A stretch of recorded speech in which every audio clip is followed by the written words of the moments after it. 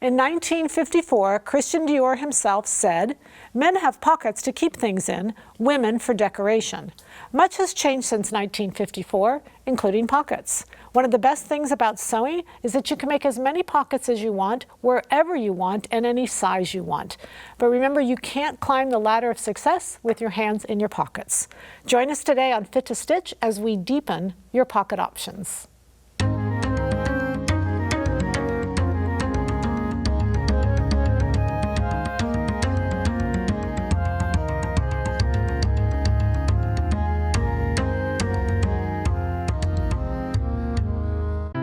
Fit to Stitch is made possible by Kai Scissors,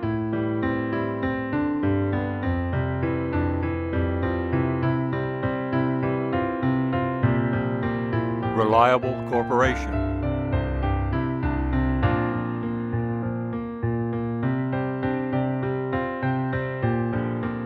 Plano Sewing Center,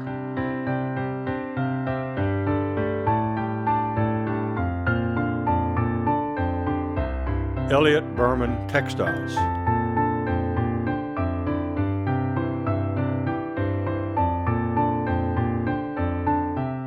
Benno's Buttons,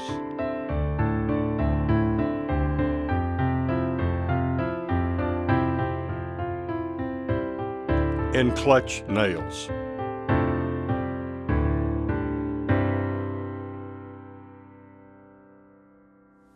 The reason we want to learn about pockets is so that we can make them wider, deeper. We can do anything with them. Matthew Porter, professor at University of North Texas, is here to teach us all about pockets, and I love it. I love that you're going to be here to help us. Absolutely. Thanks for having me. Because you teach a whole class on pockets. Menswear and different designs and aesthetics, especially for a lot of commercial wear, has to incorporate pockets these days. Functionally, aesthetically, can do a lot with pockets just to change your whole garment aesthetic. So talk to me about the different kinds of pockets to start off with. Absolutely. There's an entire panoply of pockets that you can make. These are just a couple here. And the great thing about them is they all have different applications, but you can use them interchangeably. Some pockets you'll want to use when you're making a garment that has a lining. Sometimes a pocket style can be done with a garment that doesn't have a lining. So the technique that you do for two particular pockets may be completely different for the same pocket, but it could impact what type of garment you're going to use because of how it's constructed. Absolutely. So one example of that would be these two welt pockets here. So this is your classic jetted double jet pocket here with the two lips there. But if we flip it over, you'll see that the lining is completely clean finish with the French seam, which you'll typically see in pants construction. Versus this one here with the flap, it still has the same jetted construction. But on the back, you can leave the edges raw because typically you'll see this in a lined suit jacket or something of that nature. So it really depends. Oh, that's great. Tell me how you started sewing. So I started out self-taught, just kind of playing with sewing machines. I was really interested in clothing. And then I majored in fashion design at UNT, and then I learned a lot more about construction and the proper technique for pattern making and the ability to do cool things with these simple techniques and expand them into greater designs. But you're really modest. You have 2 double master's degrees. I do. I have a master's in fashion history and theory from Parsons School of Design, and then my second master's is in anthropology from UC Irvine. Yeah, and you don't really talk about that much, but you have a lot of background in this whole field. Oddly enough, all of that kind of does influence how I do my work now. Outside of just designing, sewing, and making things, I really look at the cultural and social impact of how fashion and clothing can give us a little bit more understanding about the world in which we live and who we are as individuals as well. And no mom that sewed? No dad that sewed? Well, my great-grandmother was actually a seamstress, so maybe it's something in the genes. I do think it's interesting how that influences us, you know, even generations back. Sometimes, even if we have something that's a remnant, we kind of put it in our... I think that's so exciting. I love it when men sew. I think it's just really terrific. For sure. I have 4 sons. They all sew. So this is wonderful. A good thing. All right, so then let's go through and just name these pockets, just so we know kind of the different names. Because a lot of them look alike, but they have distinct names for each pocket. Right, and like I said, some of these are the same base, with just a little bit different done to them. So we have our standard double jetted pockets. Sometimes you'll hear it called a double welt pocket. It's the same thing. Double jetted? Yeah, the double jet pocket. I think Okay. that's more of a European term. Okay. We have our standard patch pocket here with the flap. A lot of times you'll see them on men's dress shirts, women's blouses, and things. You have two on your shirt there. Mm-hmm. And then frequently we also see in more kind of rugged apparel and outdoors apparel, you'll see Look at that. pockets with Kind an of a little inverted box pleat, expandable. or often used in conjunction with a gusset as well in order to give it a little bit more room. So you can do a lot of different designs with just these base layers of your standard pockets. So let's talk about the stitching in general. Let's talk about this one just first. So let's say, hypothetically, on here you've got a green fabric and a white thread. Mm-hmm. But all of it, you just did that for us to be able to see the stitching? Sure. So with these, it just makes the stitches a little bit more visible, but for sure you can add top stitching in order to give a little bit more life to the pocket as well, just so that it doesn't blend into the rest of your design. Sometimes, like here with our tailored welt pocket, which I'm going to show you how to do today, you'll have a top stitch there to just reinforce the edges. So And it's that doesn't functional. have, that can be coordinating or matching It could or be. contrast or whatever else. Absolutely. So on this one, I noticed that you've got single stitching, where this one has double. Right. And talk to us about what that logic is. Really and truly, it's purely aesthetic. Sometimes if you're using a thicker fabric, a second needle top stitch might make it lay a little bit flatter, but outside of that, it's mostly aesthetic. And I think I'm always amazed at how much of this is your choice. Right. Because sometimes people just tell me what to do, but yet the size of the pocket, too, do bigger pockets make us look smaller? Well- like if I just put one big pocket, would I look like I've lost 10 pounds? I don't know if it's necessarily the pocket doing it itself, but of course, when you're thinking about the pocket, you bring up a good point. You do want to pay attention to the functionality, the proportion of the pocket, and of course, the placement. All of those are going to play a role in the success of how the pocket interacts with your design. Okay, that was 3 Ps. The proportion, the placement, and then the functionality. So that 2 was P's it. in and out. Okay, got it. All right, so this one is purposely made like a sports pocket, you said, to have a little expansion. Right. And there has to be a seam down the middle there. Nope, this is just all one piece. It's just an inverted box Oh, pleat. I see. It's an inverted No box seam there on pleat. that one. Okay. All right. I love that. I mean, I just love having the different kinds of pockets. Right. This one is really the same as that one. Just added a flap, and sometimes you'll see in more casual apparel they'll throw in a button or a snap just Like to in keep this over that. here. Right. So with this particular garment, I have 2 standard pockets, and then I have a little bit of a wild card. So we have a tailored welt pocket right here at the top, which you typically see in Which waistcoats. is this your tailored welt here, Right, which is what right we're going to there, do today. Which we're going to do today. Okay. And then again, our double jetted pocket, and instead of a flap, I just added a tab with a button over it to give it a And you little just bit of top interest. stitched that in place Just and top put a stitched in button place, hole. yeah. And you just had seen it and duplicated. You can just take small elements to make your pockets a little bit more interesting. You I like don't that have to though, because reinvent the what you're wheel. saying is we have freedom. Right. Yeah, okay. sure. And then this one, Right, so this is the wild card. So in this particular vest, I've actually put a invisible zip opening up into another pocket right there on that fisheye dart right there. So it kind of adds That's a surprise cool. pocket. that is very cool. I like that pocket. So as long as you kind of know the fundamentals of how pockets go, and like I mentioned earlier, when to use pocket styles with a lining or without a lining, you can do cool things like that to really change up your designs. Well, and I think that's what's really important, because as we go through this tailored welt, we'll see that you just have to sew certain sections together. So you're finishing the Right. edges, but you're keeping them separate to be a pocket, and then they're Right. sewn together in the back side. Correct, and it's really simple to do, and it gives you this nice clean finish that is going to be seen on a lot of more smart apparel, your suits, your waistcoats, sports coats, things of that nature. If we talk about size of men's versus women's pockets, I know men's are traditionally just larger than women's. Typically. Are there standards? Are they just really all over the board on this? It really depends. Like I mentioned, the proportionality and the function is going to play a role in how those are sized.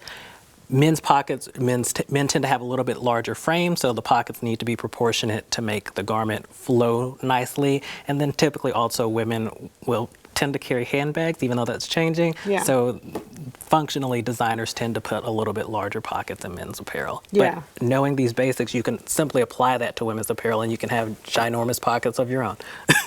Ginormous, I like that word.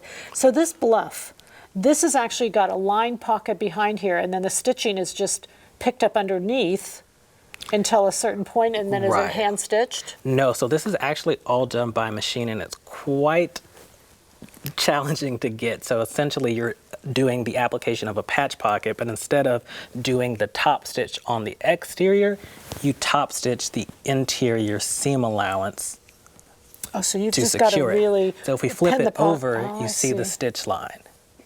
So you have to really be careful with your machine and kind of snake it to hit And I those see these edges. used a And lot on women's suits. Right. On the front of women's suits, A just to lot make of them look the- a little more delicate. a little bit cleaner, and like I said, the top stitching tends to be a little bit more casual a lot of times. So if you wanted something a little bit more sophisticated, they tend to stay away in design from a lot of top stitching details.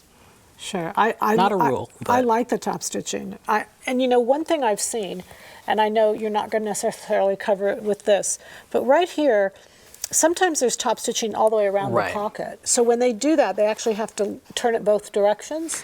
The top stitching's not continuous. Sometimes they'll do it that way, and then also there's a lot of advanced equipment in industry production that Got it. they actually will have a machine that will do that top stitch in that consistent That's manner cheating. for you. A little bit. I want to look at these pockets just for a second because Yeah. there's just a couple kind of pockets that maybe we didn't cover. This one first here is on a pant. Right. And though this is what? So this is just your traditional slant pocket. So sometimes you will see some pockets on top garments. Sometimes you'll see some pockets more frequently on bottom garments. Sometimes they'll be intermixed. The slant pocket is typically going to be more so on pants. That's just coming right there off the side seam. However, you might see it sometimes in things like casual apparel, hoodies, and things of that nature. So this pocket I noticed has, typically you'll see the same fabric looking through it. But this Correct. has got a little bit of contrast and it's like a nice little design detail. Right, so that's just, it doesn't have the backing to it. It's not always on waistcoats. They're not the most functional pockets as they're a little bit smaller, so. That's where the little stopwatches go, right? Right, well, this one actually right here with a little bit tiny pocket into the I waistband see. there. I see, okay. But a lot of times on the waistcoat pocket, they're more aesthetic and I not think necessarily pockets look really functional. nice, and look, you've got another. Oh, that one's fake. But Just it's still to kind cool of switch looking. it up. It's still cool, just to kind of switch it up. There you go. For And then sure. this one over here, Absolutely. So this one just takes that tailored welt pocket and kind of does something a little bit different rather than having it in the standard position on the top, on the chest there. It takes it and makes it into a waist pocket there. so the tailored waist pocket, or tailored pocket, The tailored welt, yes. tailored welt. Could I really put that anywhere? You really could. The back, I've seen it on the back of Absolutely. pants. I've seen it everywhere. So if there's a most common one, would you say that is the most common, or the double welt? I think the double jetted pocket is Double going to be your jetted. most common one that you're going to see frequently throughout all types of garment. That and the patch pocket. All right, and that's the one you're going to show us how to make. I'm going to show you the tailored welt. You ready? I'm ready. if Okay, you are. let's do it. Yeah, So- this is fun. It's fun to see this process go together. What I'm going to walk you through real quick is just the components that you're going to need in order Okay. to construct this pocket here. Okay. So what I have is I have my piece goods that I'm going to attach my pocket to, and then I have my welt cut out. And it'll just depend on the size of the pocket that you're going to do. So this piece right here is this piece right here? Right, it's Okay. eventually going to be And turned it's to here. double, it's twice the width? on So that? let's actually talk about that. Okay, So thanks. it's going to finish at 1 inch total, but you're going to do something a little bit strange with your seam allowances. So at the top, you're going to have 3/4 seam allowance. At the sides, we're going to have 1/4, and at the bottom, we're going to have 3/8. And what that allows for is just for you to have a little bit of a hidden underlap while the pocket then folds under on Oh, itself. interesting. So I can go ahead and stitch that up for you. And just one more thing, this is just going to be our reference line for where we're going to place the pocket. It's just nice The to have. solid. Right, The solid. when we're sewing And this on a would diagonal. be the right side of our, Your garment. garment, Right, or this is your whatever right we're side. sewing, And so this okay. is just marked in some tailor's chalk so it'll come out. okay. And then you've got two, and this is what's determining, Yes, so you're going to have 2 lining pieces in order to form the eventual pocket bag. and are they identical?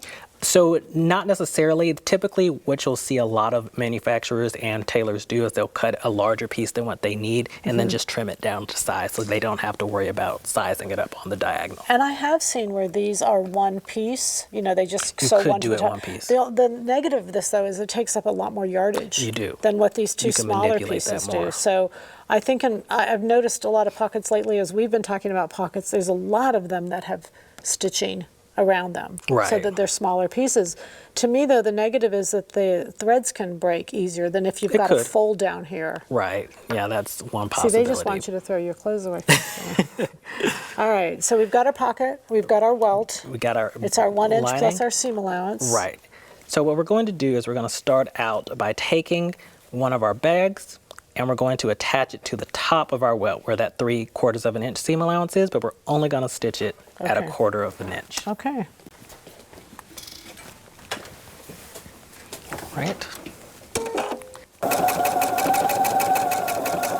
And if you can do a straight line, you can do a pocket. Is that a fair statement? Pretty much just sewing straight lines and some cutting. I do think pockets, especially this particular type of pocket, which I appreciate you showing, is so intimidating by so many. It's just a little bit of a trick to it. So I have that stitched at my 1/4 of an inch seam allowance, and Okay. now this top line is going to be what I actually want it to finish at. So that's what I'm actually going to fold over, Okay.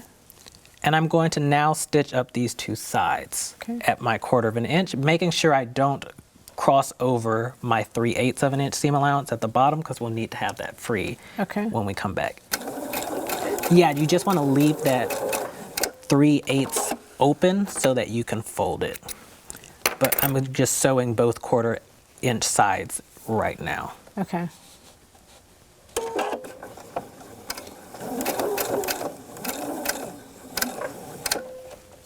So you're stopping, Right at that bottom seam allowance. okay, because that's what you're saying is going to be sewn to something else. Right. Okay. So once you have that sewn and, dare I say, nicely pressed, you're going to flip the pocket, I'm sorry, the welt inside out, Oh, and that's what's giving you that little bit of, and that's what creates the shape of the welt.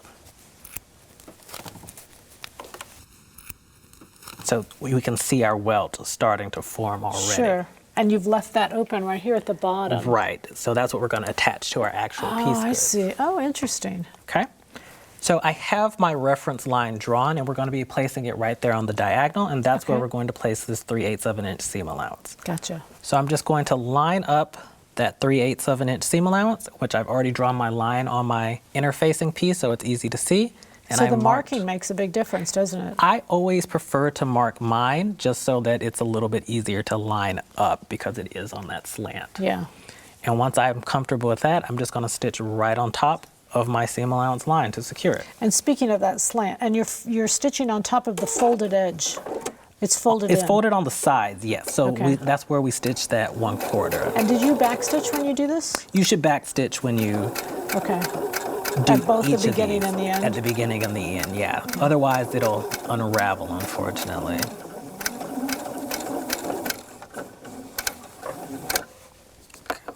And I know that you are usually on an industrial machine. Indeed, this is a little bit of a learning curve here. We appreciate it. So it's now attached to that, to the piece goods. So that's what we're looking at for now. Boy, that's pretty. Pockets are then- so beautiful. They look great, they're functional, gotta love them. And then I'm just going to clip my corners here only on the welt, and it's just going to help everything turn under when we cut open our opening. Okay. Now, this is the trickiest part. So now what I'm going to do is I'm going to grab my second lining piece, and I'm going to place it underneath that 3/8 of an inch seam allowance, right Okay. up against that original stitch line like so. So it's going right underneath that. And I'm going to stitch right next to the edge Okay. of my welt seam allowance. Even through there. the fashion fabric. Even through the fashion fabric, Oh, yes. interesting. And I'm only going to start and stop right there at that miter.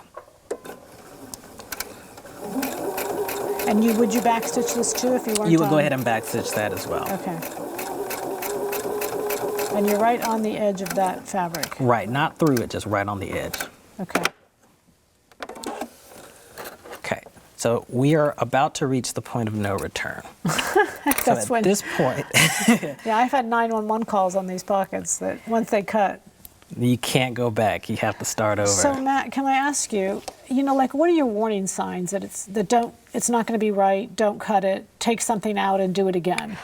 I always will just check and double check to make sure that my stitches ending right at the points that I want to end at. When I'm stitching on pockets, I'll tend to use a lower stitch length. When you have a smaller stitch length, it helps you more accurately hit start and stop That's points. a great tip. Yeah, for Instead sure. of having that longer stitch Longer length. So stitch I length, had you indeed. actually, I put this machine at 3.5. It'd really be better at 3 or 2.5. Probably even with some pockets, such as the double jet pocket, where it's really important to get those nice, pretty welt lips, I'll even go down to a 2.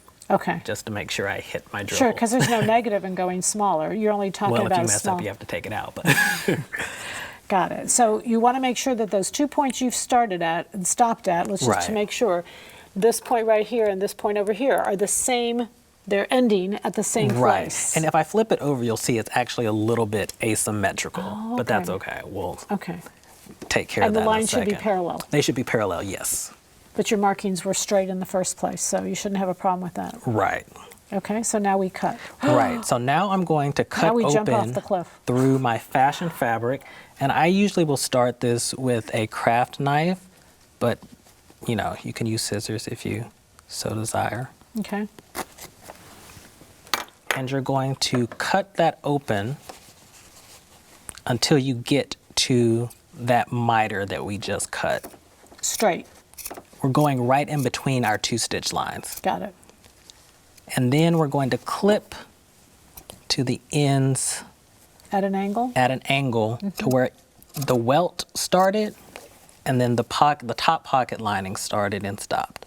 And you want to make sure you get as close to that point as possible on both sides. And that's that good old V at the end. That V, yes. Very important to most pockets that you have to cut. It is, and I think a lot of people are afraid of that, but if you just do a dozen pockets, you'll have it down forever. Practice definitely makes perfect. You'll get tired of having to restart your garment enough times that you'll There you go. get it down pat. And you're not cutting through all layers, you're just cutting through your fashion fabric. Only through the fashion fabric. Okay. Okay. So now we have our point of no return. So what we're going to do now is I'm going to flip everything to the inside. Both sides. Everything. So Okay. we're going to take the lower and the upper and Just flip love it to the pockets. inside. They're so pretty when they're done well, huh? They really are. They're so professional. I've had so many women who are afraid to put pockets on because they're afraid they'll cut and then ruin their garment. A lot of people kind of stay away from pockets because they seem like a little bit tedious. Yeah, But that is another fear too, is you having to cut your garment. yeah. So this is what we have now. So I flipped everything to the inside, Okay. and you'll see this is what we're looking at. You'll want to make sure that we get everything nice, Pulled in, flat, and pulled in. So I'm going to go ahead and give this a quick press, and then I'll meet you back over at the table. Oh, that sounds great. That sounds great. This is way too much fun.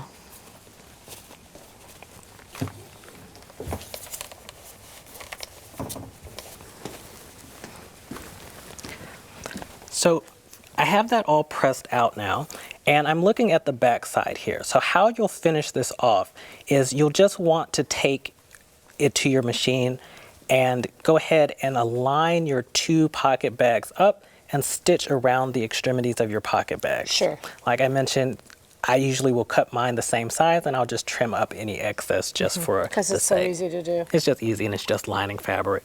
Okay. So and this is what it'll look like with that bag completely closed. Sure. And then you'll finish it off either with a top stitch. Some people will use the zigzag function on their machine Just to close down the end. to close down the end and add some stability for when you're actually using the pocket. And this is where you say you want to do a back stitch both at the top and the bottom. Correct. This is really, I think this this portion is key. really needs to be secure, And, right? and I also have found that in doing pockets, it hides any little It fooples. can. I think that's why I like this pocket the best. It's a little more not as precise.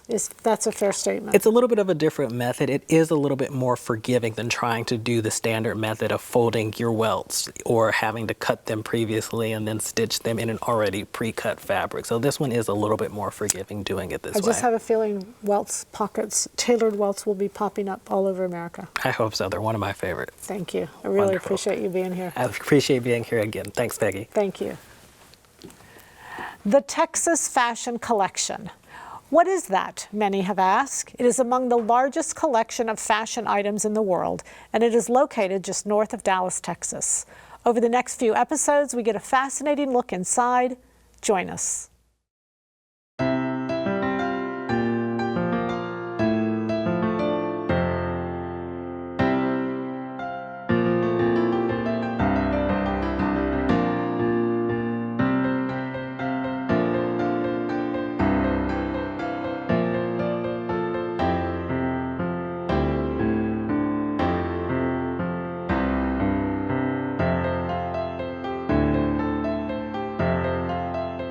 Fit to Stitch is made possible by Kai Scissors,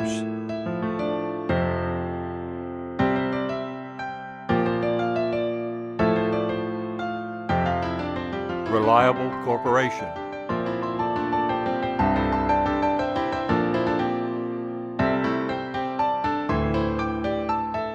Plano Sewing Center,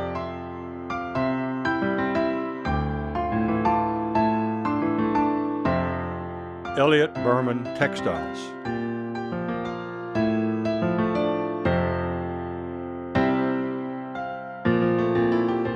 Benno's Buttons,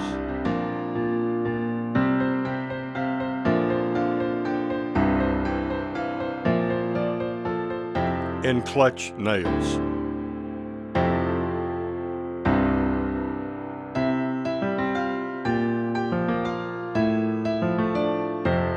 To order a 4-DVD set of Fit to Stitch Series 12, please visit our website at fittostitch.com.